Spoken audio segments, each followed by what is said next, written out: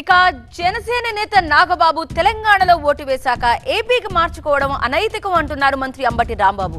ఈ కామెంట్లపై స్పందించిన Nagababu election spirit కొనసాగిస్తానన్నారు.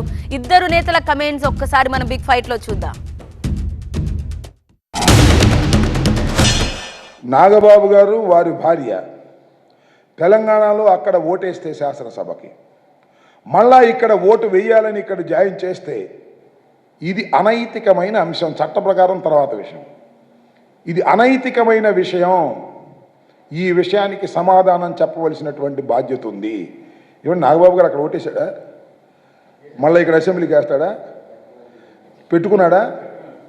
ఇంక మనం ఏం చెప్పవసరం ఈ నైతికత గురించి. తెలంగాణ ఎలక్షన్స్లో అసెంబ్లీ ఎలక్షన్ నా ఓటు వేయాలి. నేను కానీ నా భార్య కానీ నా కొడుకు కానీ వేయాలి. ఎందుకు వేయలేదంటే ఒకే వైపు అక్కడ ఇక్కడ వేసి ఎలక్షన్ స్పిరిట్ని పాడు చేసే ఉద్దేశం మాకు లేదు. నా ఓటు హైదరాబాద్లో ఉన్న నా ఓటుని నేను క్యాన్సిల్ చేసుకున్నాను.